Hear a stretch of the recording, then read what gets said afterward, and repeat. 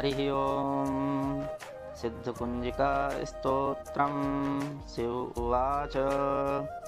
शृणुदेवि प्रोक्ष्यामि कुञ्जिकास्तोत्रमुत्तमं, येन मन्त्रप्रभावेण चण्डीजापः शुभो भवेत्।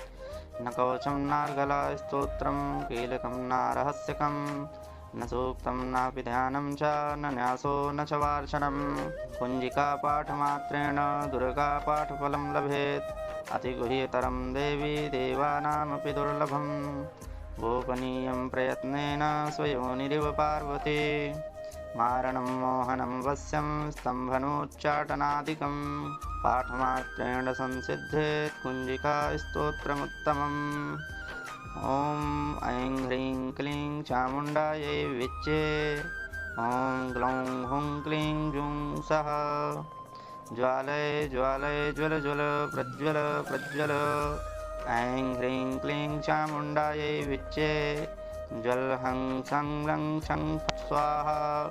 नमस्ते रुद्ररूपिण्यै नमस्ते मधुमर्दिनी, नमः कैटभहारिण्यै नमस्ते महिषार्दिनी, नमस्ते शुभहन्त्रै च निशुम्भासुरघातनी। जाग्रतं हे महादेवी जपं सिद्धं कुरुस्व मे। ऐङ्कारी सृष्टिरूपायै ह्रीङ्कारी प्रतिपालिका, ह्रीङ्कारी कामरूपिण्यै बीजरूपे नमोऽस्तु ते। चामुण्डा चण्डघाती च यैकारी वरदायिनी, विच्चे चाभयदा नित्यं नमस्ते मन्त्ररूपिणी। धां धीं धूं धूर्यटे पत्नी, वां वीं वूं वागधीश्वरी, क्रां क्रीं क्रूं कालिका देवी, सां सीं सूं मे शुभं कुरु। हुं हुं हुंकाररूपिण्यै जं जं जं जम्भनादिनी, भ्रां ह्रीं भ्रूं भैरवी भद्रे भवान्यै ते नमो नमः। आं कं शं टं तं पं यं सं वीं दूं ऐं वीं हं छं। धिजाग्रं धिजाग्रं त्रोटय त्रोटय दीप्तं कुरु कुरु स्वाहा। कां क्लीं कुं पार्वती पूर्णा, कां कीं कुं खेचरी तथा, सां सीं सूं सप्तसती दिव्या मन्त्रसिद्धिं कुरुस्व मे।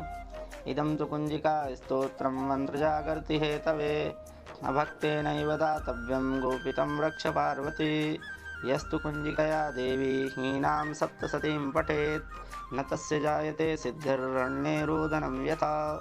जय जय श्री जगदम्बा अर्पणमस्तु।